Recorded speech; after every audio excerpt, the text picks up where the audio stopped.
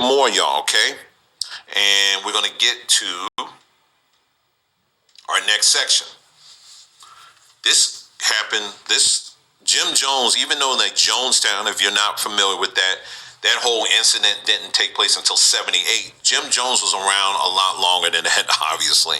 So his movement, so to speak, started right around 1970-ish or whatever, when he started being known as a what he's known to be, So let's cover some of the highlights here real quick. And I said, who is Jim Jones' mainstream media version? He was according to the mainstream media, he was a community preacher who cared about the poor. Jim Jones used to hang out with the now governor, Jerry Brown, Moonbeam Brown. That's what they call him, because he was a hippie back then or whatever. He got himself together. Jerry Brown is also Jesuit trained. He came out of the Catholic Church. He's probably still Catholic. And anyway, eventually, this is the next point, eventually both he and his followers went mad and committed suicide by drinking Kool-Aid laced with cyanide. And then I said, now, let's explore the other facts. Now, here's a part where we're going to get in. We're going to be doing quite a bit of reading here, so just hang on, and we're going to get in quite a few, because there's a lot to this story. There's a lot to this story that many of you guys aren't aware of. And I'm going to go ahead and get right to that, y'all, okay? So let's go ahead and switch up, and let's get started here. So this is, and I'll have a link to this as well. This is like an example of what I was saying earlier, how it's so important to if you come across a web page and you want to save it, this is a good example of it. This information I found on a web page, and it was actually, I guess, a book. It was written back in 1985. It's called The Black Hole of Guyana, The Untold Story of Jonestown Massacre. Now, at this point of the discussion, you may be saying, okay, what the slavery? You went all around Robbins Barn. You're talking about slavery and the Catholic Church and all that. Well, just hold tight, y'all, because this thing's about to come with a southpaw on you if you just hang on, okay? All right, so it's quite a bit here. So let me see where we're going to begin. Okay, so we're going to begin right here at this section here. Let me see if I make it a little bit bigger here. Hopefully you can see that. Okay, let's get started. The great thing I like about this page too is at the end, it's so many footnotes, y'all, to the reference, reference notes that you can go to, just so that you can look it up yourself. So you're not just taking someone's word for it. They're pulling it from these different references. All right, so let me go ahead and get started with this. Name of this section is, But just suppose it didn't happen that way. The headlines that day of the massacre read, Cult dies in South American jungle. 400 die in mass suicide. 700 flee into jungle. By all accounts, in the press, as well as the People's Temple, statements there were at least 1,100 people at Jonestown. There were 809 adult passports found there, and reports of 300 children, 276 found among the dead, and 210 never identified. The headline figures from the first day add to the same number, 1,100. The original body count done by the Guyanese was 408, and this figure was initially agreed to by the U.S. Army authorities on site. However, over the next few days, the total of reported dead began to rise quickly. The Army made a series of misleading and openly false statements about the discrepancy. The new total, which was the official final count, was given almost a week later by American authorities as 913. A total of 16 survivors were reported to have returned to the U.S. Where were the others? At their first press conference, the Americans claimed that the Guyanese could not count. That was what America said to the Guyanese. Now, the Guyanese officials were the first on the scene because this whole Jonestown episode took place in their country.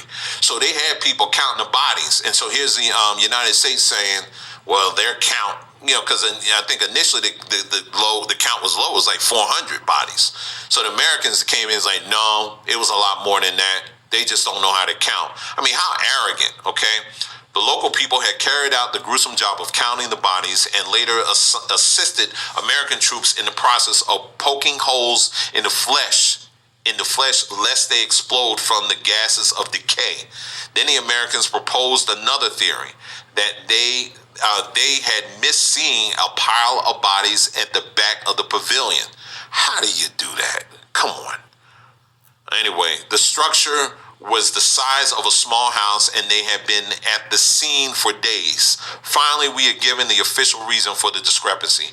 Bodies had fallen on top of other bodies, adults covering children. This is a bunch of crap, y'all. It was a simple, if morbid arithmetic that led to the first suspicions. The 408 bodies discovered at the first count would have to be able to cover 505 bodies for a total of 913. In addition, those who first worked on the bodies would have been unlikely to miss bodies lying beneath each other since each body had to be punctured. 82 of the bodies first found were those of children, reducing the number that could have been hidden below others.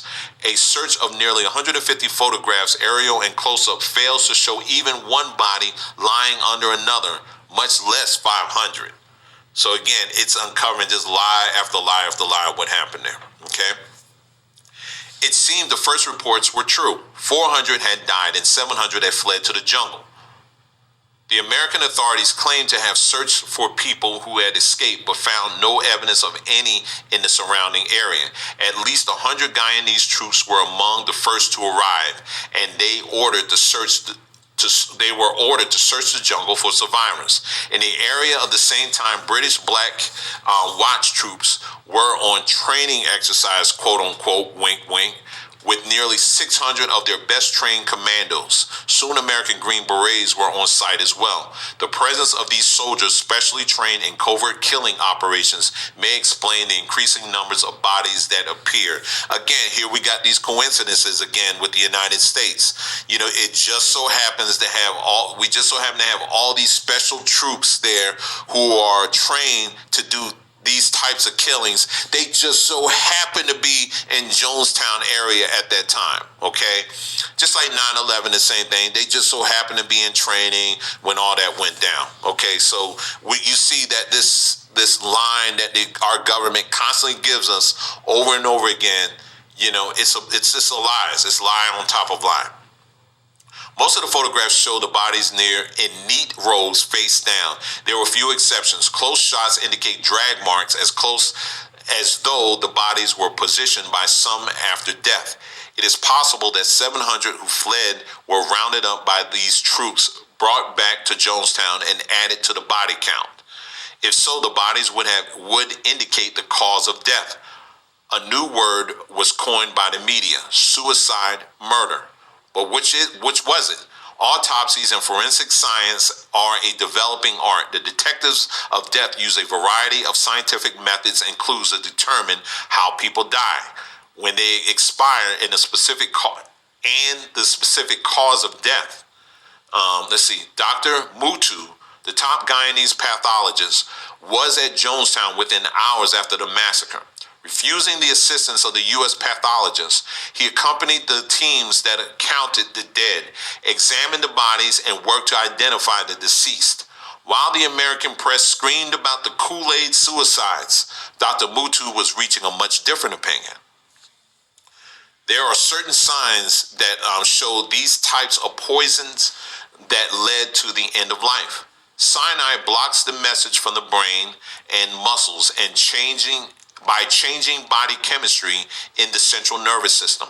Even the involuntary functions like breathing and heartbeat get mixed neural signs. It is a painful death, breath coming in spurts, and other muscle spasm, limbs twist and contort. The facial muscles draw back into a deadly grin called cyanide rictus. All these telling signs were absent in the Jonestown dead. Limbs were limp and relaxed, and few visible faces, and no sign of distortion. Some of this I'm gonna skip.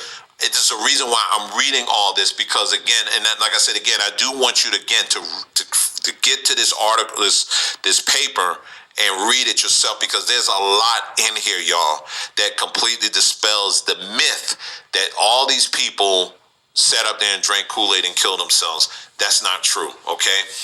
Next paragraph. Instead, Dr. Mutu found fresh needle marks at the back of the left shoulder blades of 80 to 90% of the victims. Others had been shot or strangled. One survivor reported that those who resisted were forced by armed guards. The gun that reportedly shot Jim Jones was lying nearly 200 feet from his body.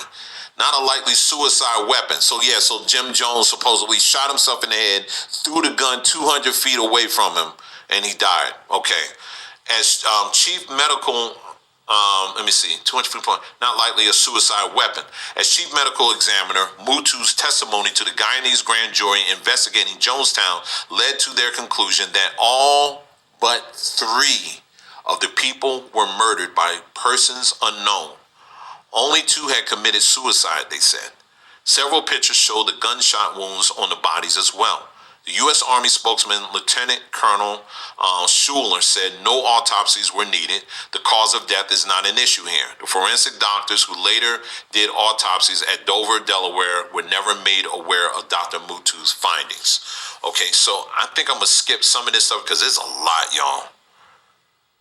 Let me just skip. Let me see, because I want to make sure I'm not missing anything here.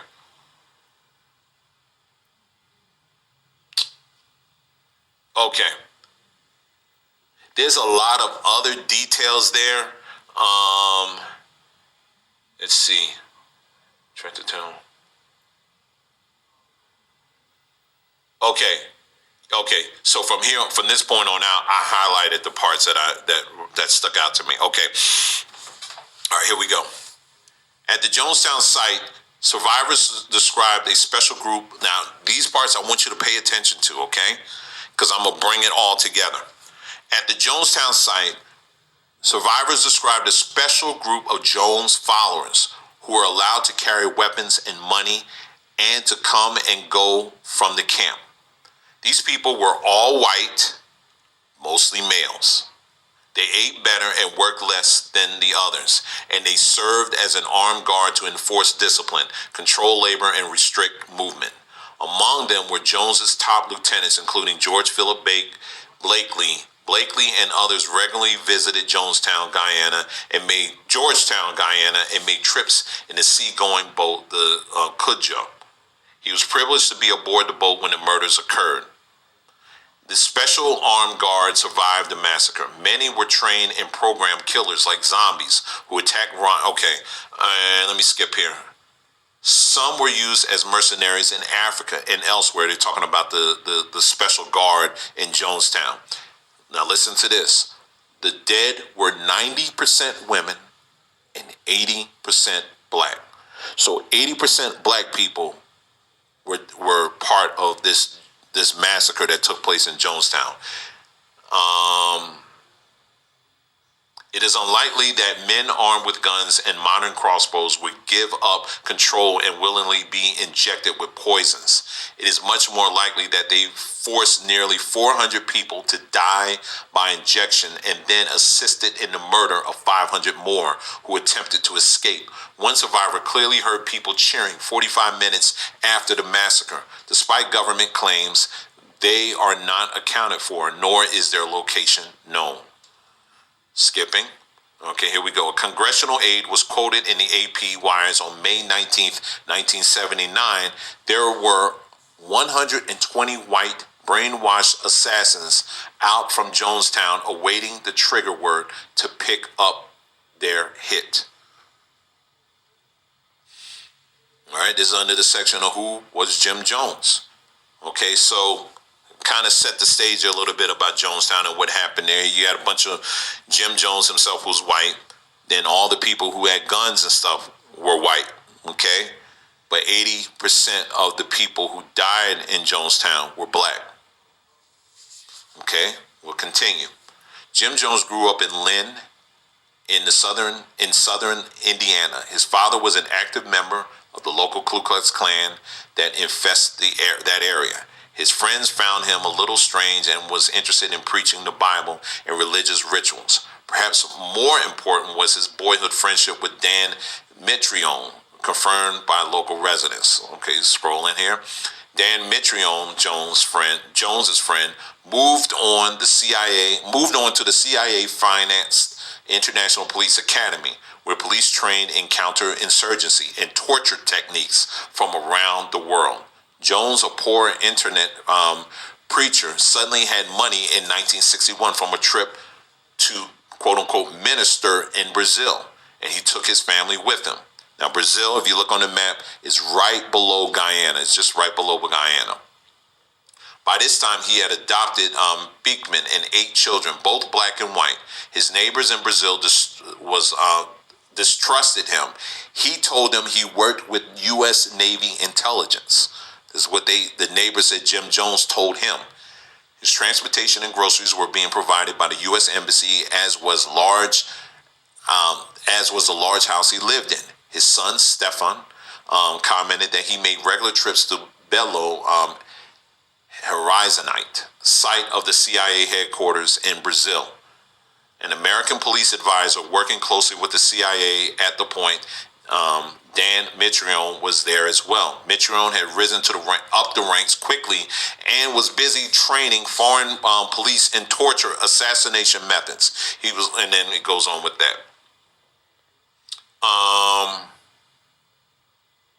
Skipping here, let me see.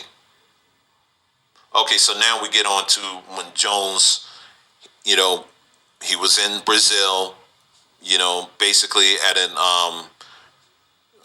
undisclosed kind of CIA location, getting training down there. This is all sourced. Again, you just scroll down, the numbers are there. You can scroll down to the bottom of this document and you'll be able to find the source of all this stuff.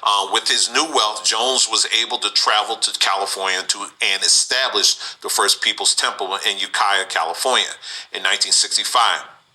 Okay. Guarded by dogs, electric fences, and guard towers, he set up Happy Haven's Rest Home. Okay. Despite a lack of trained personnel or proper licensing, Jones drew in many people at the camp. He had elderly, prisoners, people from psychiatric institutions, and 150 foster children, often transferred to care at Happy Havens by court orders. He was contacted there by Christian missionaries from World Vision, an international evangelical order that had done some espionage work for the CIA in Southeast Asia. Do some research on World Vision. I remember my mom used to give to them a lot. I remember seeing those letters come every month. But little did we know that was a front for the CIA. Y'all, it's something here. Now, remember now, as I'm talking about the CIA, remember what I was saying earlier. Their close connections with the Roman Catholic Church. In fact, they were pretty much founded on that. Okay. Skipping here. Okay. Let's see. Okay, so let me get to this next paragraph here.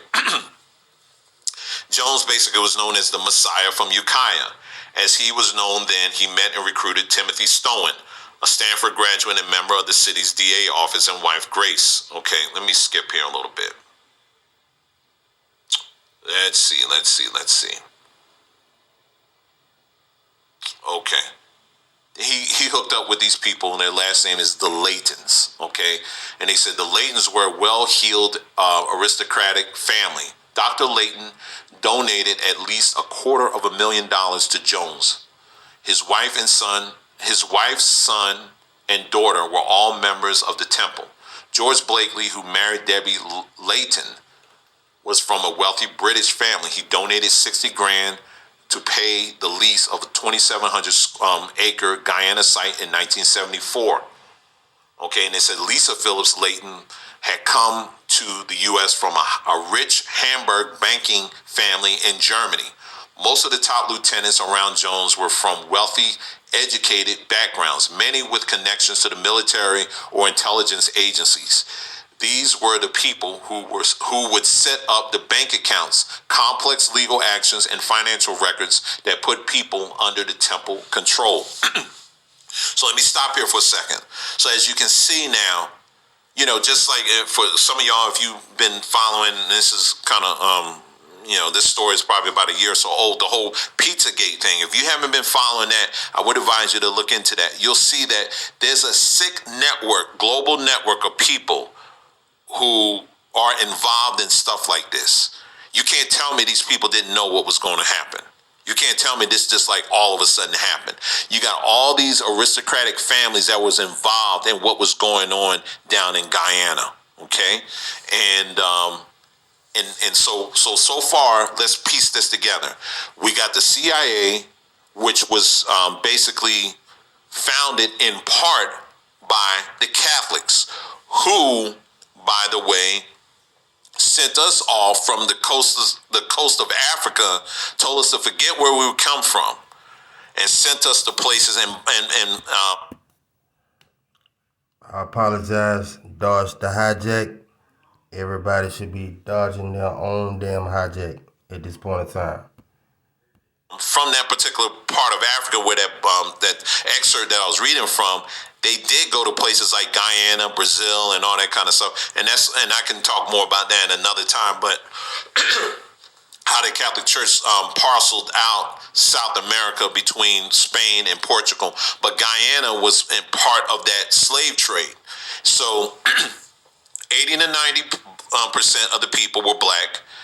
You have them in this a camp, okay, guarded by, they didn't say mostly, all white people with guns, okay? As we're painting this picture here, the CIA is clearly behind this. The CIA was founded by the Catholic Church, okay? So these are pieces that we're just putting together, okay? All right, so let's continue. All right, now they're talking about more about Jim Jones. He has spent time studying and preaching methods from Father Divine in Philadelphia and attempted to use them in a manipulative way in the streets of San Francisco. Father Divine ran a religious and charitable operation amongst Philadelphia's poor black community. So I don't have to read the rest of that, but basically what he's saying is that Jim Jones, of course, was a white guy, and these white guys, they get around black people and to learn how to speak and to talk like us, and they learn what moves the crowd and all that stuff. So he got with one of the most flamboyant people at the time, Father Divine in Philadelphia, and learned his ways, took that with him, that style with him to San Francisco, where he was able to continue to build up People's Temple. So all right, let's continue here. The pattern was to continue in San Francisco. In addition, Jones required that the members practice this mysterious white night, a mass suicide ritual that will protect them from murder in the hands of their enemies. Although the new temple had no guards or fences to restrict members, few had other places to live, and many had given over all they owned to Jones. They felt trapped inside the community that preached love but practiced hatred. So let me stop here. So if you're not familiar with all this whole story here, and some of this stuff here is, and I do understand that quite a number of people in this audience, they may not even have heard of this story. So that's why I'm taking the time to kind of go through some of these things here. But one of the things they would do in People's Temple is that they would have, as I just read, this thing called White Nights. And it was like they would sound this alarm and say, okay, y'all, we got to get ready because the enemy's coming in. He's coming in. And they would have their cups all lined up, ready to take their poison, so that they can, at any given moment, they can be prepared to suicide themselves, basically. So that's what they would do when one of the things that People's Temple was known for. And people were like, some people were seeing that stuff. They was like, okay, let me get up out of here. This is crazy. But sadly, you had a lot of people who said, nah, this is a revolutionary act and we need to do this. Okay, so let's continue. Okay, so for undisclosed reasons, Jones had and used doubles. This was very unusual for a religious leader, but quite common in intelligence operations. Even the death and identification of Jones was peculiar. He was apparently shot by another person in the camp. Photos of his body do not show the identifying tattoos on his chest. The body and face are not clearly recognizable due to the bloating and discoloration. The FBI reportedly checked his fingerprints twice, a seemingly futile gesture since it is a precise operation. A more logical route would have been to check his dental records. Several researchers familiar with the case feel that the body may not have been Jones. Okay, so they're going with there. So basically they're saying that may not even been him in the first place. Okay, now, I told y'all it's going to be a lot of information here, okay? And then we're going to bring it all together. Okay, so now they're talking about Jonestown itself. They said his final choice, the Matthews Ridge section of Guyana, is an interesting one. It was originally the site of a Union Carbide bauxite and manganese mine. And and Jones used the dock they left behind. At an earlier point, it had been one of the 7 possible sites chosen for the relocation of the Jews after World War II. Plans to inhabit the jungles of Guyana interior with cheap labor dates back to 1919. Resources buried there are among the richest in the world and include manganese, diamonds, gold, bauxite, and uranium. Forbes Burnham, the prime minister, had participated in a scheme to repatriate blacks from the UK to work in that area. Like all earlier attempts, it failed. So there was an earlier attempt to get blacks down there, to repatriate them from the UK, send them down there again as a new slavery, so to speak, to work in the mines and stuff down there. So this particular spot that Jonestown ended up being was not an accident at all. It has a history there. Okay, next section. When they arrived at the airport, the blacks were taken off of the plane. Listen to this now. The blacks were taken off of the plane, bound and gagged. The deception had finally been stripped bare of all pretense. The blacks were so isolated and controlled that neighbors as close as 5 miles from the site did not know that blacks lived at Jonestown. The only public representatives seen in Guyana were all white. Guyanese children were bought also. Okay, it's all going to lead somewhere, y'all. According to the survivors' reports, they entered a virtual slave labor camp. Worked for 16 to 18 hours daily, they were forced to live in cramped quarters or on minimum rations. Let me stop there. So what does that sound like to you? Guarded by a bunch of white people with guns, black people being bound up, working at a slave labor camp. Well, that's slavery. Okay. They were forced to live in cramped quarters on minimum rations, usually rice and bread and sometimes rancid meat. Kept on a schedule of physical and mental exhaustion. They were also forced to stay awake at night and listen to lectures by Jones. Threats and abuse became more common. The camp medical staff under Dr. Lawrence Schnack was known to perform painful suturing without anesthesia. They administered drugs and kept daily medical records. Infractions of the rules or disloyalty led to increasingly harsh punishments, including forced drugging, sensory isolation in an underground box, physical torture, and public sexual rape and humiliation. Beatings and verbal abuse were commonplace. Only the special guards were treated humanely and fed decently. People with serious injuries were flown out, but few ever returned. Perhaps the motto at Jonestown should have been the same as it was at one of Auschwitz, developed by Larry Schnatt's namesake, Dr.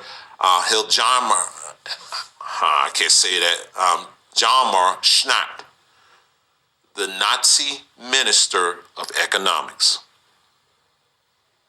Okay, and he gives the German word, and he says, they said they should have used this as a motto: work will make you free.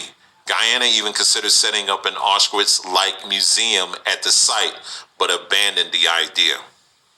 Now you see this, you guys? They set up a modern slavery. It was a modern slavery setup down there. And what they were doing was actually recreating slavery. What all those things that you hear, that you see going on down there, this wasn't some kind of random kind of thing that a bunch of religious zealots or whatever, they just got together and were just acting stupid. No.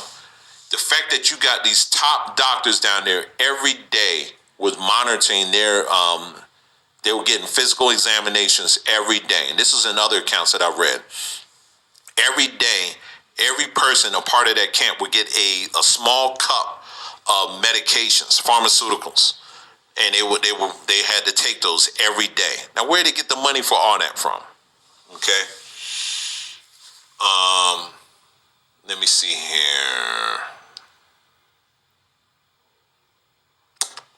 Okay. They talk about how Jim Jones basically.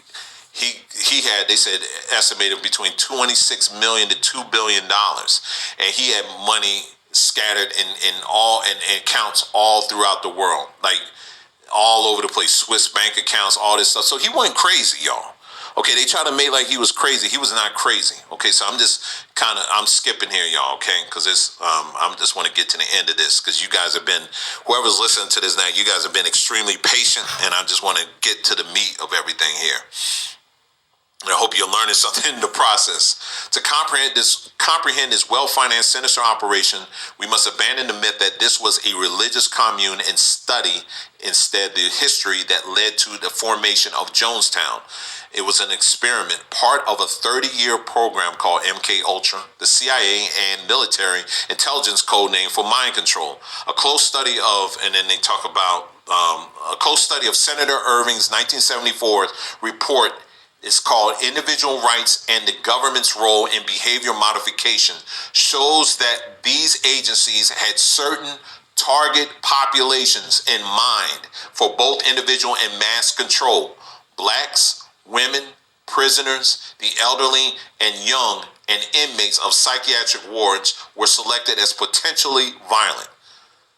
There were plans in California at the time for a center for the study of reduction of violence, expanding on the horrific work of Dr. Jose Delgado, Drs. Mark and Irvin, and Dr. Jolly West, experts in implementation, psychosurgery, and tranquilizers.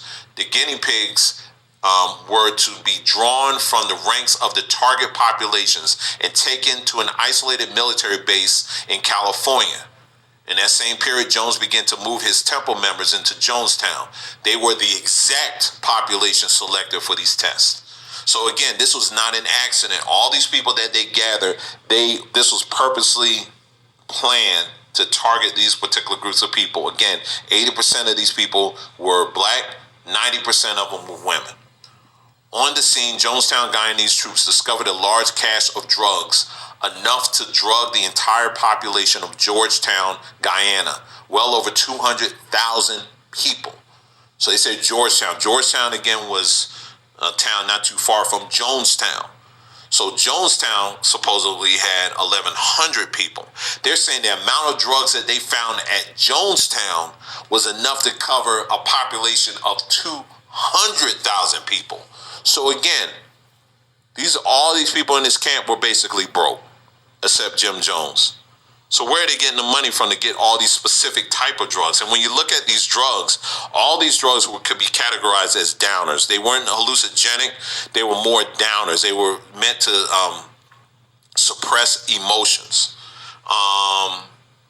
They said one Foot Locker contained 1,100 doses of Thorazine, a dangerous tranquilizer. Drugs used in the testing for MK Ultra were found in abundance, including sodium pentothal, a truth serum, and then they name some other drugs that confuses drinking and thinking and all that kind of stuff. I'm trying to skip here. Let's see. They said the drugs and special tortures add an additional experimental aspect to the horror. This more clearly explains the medical tags on the bodies and why they had to be removed. It also suggests an additional motive for frustrating any chemical autopsy, since these drugs would have been found in the system of the dead. Okay, and then another thing I didn't highlight is they didn't do real autopsies on these bodies, other than Dr. Mutu did from Guyana. He did some preliminary autopsies, but the United States government did not. They immediately, as soon as they came here to the United States, they illegally incinerated all these bodies. Okay. Now, this part is really interesting, okay? And we're getting to the close of this part of it. Author Don Freed and associate of Mark Lane said that Martin Luther King, if he could see Jonestown, I said Jonestown, would recognize it as the next step in his agenda. And he would say 1, 2, 3, many more Jonestowns. Strangely enough, almost every map of Guyana in major press located Jonestown at a different place following the killings. One map even shows a second site in the area called Jonestown. Perhaps there was multiple camps, and Leo Ryan was Leo Ryan was only shown the one he hoped he would see. In any case, Jonestown model survives, and similar camps and their sinister designs show up in many places. So let me stop there. So basically, Jonestown was just one of many camps that were down there. And there were already plans in the works, basically, to have other camps down there as well. Okay, so let's continue. And when they mentioned this guy's last name, Leo Ryan, he was the politician that went down there. He got word, okay, listen, I'm hearing too much crazy stuff going on there. I need to go down there and check this out. When he came down there, basically they were like, they meaning the people that was running Jonestown, they said, okay, the jig is up now. We need to do something. So long story short, Ryan gets shot and he's murdered. And things begin to fall apart very quickly. Anyway, we're almost at the finish of this. Inside Guyana itself, now listen to this part. Approximately 25 miles to the south of Matthews Ridge is a community called Hilltown, named after religious leader Rabbi Hill. Hill has used the names Abraham Israel and Rabbi Emmanuel Washington.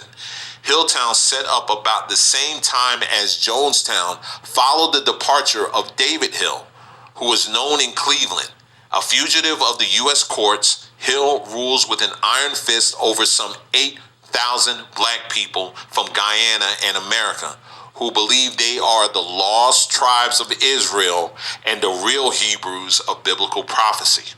Used as strong-armed troops and internal mercenaries to ensure Burnham's election, as well as were Jonestown members, the Hilltown people were allowed to clear the Jonestown site of shoes and unused weapons, both in short supply in Guyana. Hill says his followers would gladly kill themselves at his command, but he would survive since, unlike Jones, he is in control. Let me stop here, y'all. So here we already had another camp in that area as well that was sound just as crazy as Jonestown. And it's interesting that this guy happened to be, he considers himself a Hebrew Israelite, and he said he had 8,000 people as well in this area, mostly Guyanese people. So you see, there's multiple pieces to this, and this is what I was saying in the beginning of this whole discussion. I said I can't really connect all these things. I'm just going to put all these pieces on the table, and like I said again, I highly encourage you. Hey, if you get some insight on some of these things, hey, just leave a comment or two with some source information. Anyway, in the current period, Jonestown is being repopulated with 100,000 Laotian Hmong people. Many of them grew opium for the CIA money in Southeast Asia. Over 1,000 reside there already under a scheme designed by Billy Graham's nephew, Ernest, and members of the Federation of Evangelical Ministries Association in Wheaton, Illinois, World Vision, World Medical Relief, Samaritan's Purse, and Carl McIntyre's International Council of Christian Churches. Similar plans devised by the Peace Corps include moving inner-city blacks, listen y'all, moving inner-city blacks from America to Jamaica and other third world countries. And World Relief attempted to move the population of the island of Dominica to Jonestown. It's only a matter of time before another Jonestown will be exposed, perhaps leading again to a massive slaughter. So these people have not stopped. They are continuing devising plans to move more and more black folks down there in this area, and y'all only knows what's going to happen after that. Okay, so let me see. I think I'm at the end here. Okay, the links to U.S. intelligence agencies. And this, I'm going to skip some of this. Our story so far has hinted at connections at the U.S. intelligence, such as long-term friendships with Jones and CIA associate Dan Mitrione. But the ties are much more direct when a full picture of the operation is revealed. To start with, the history of Forbes Burnham's rise to power in Guyana is fraught with the clear implication of a CIA coup d'etat to oust troublesome independent leader Chetty Jagan. In addition, the press and other evidence indicated the presence of a CIA agent on the scene at the time of the massacre. This man, Richard Dwyer, was working as Deputy Chief of Mission for the U.S. Embassy in Guyana. And he's identified in Who's Who in the CIA. And then they talk about how the local U.S. Embassy in that area at that time just so happened to be filled with a bunch of CIA agents. Okay? Let's see. Then they mention other people that Jim Jones was associated with, all of which were tied to the CIA. All right. Let's continue. And and we're at the end here of this document. Like I said, this document had a lot of stuff in it, but this section here, I'm not going to even begin to read that. But basically, what I'll tell you is there's even a connection to the MLK killing with this. And this is not speculative, y'all. This is not speculative. I'm telling you, you got to read this stuff, because people who are privy to news bits or information that tied to the death of MLK were tied to this story as well. And this section talks about it. It's deep, y'all. It's really deep. Okay. All right. So let me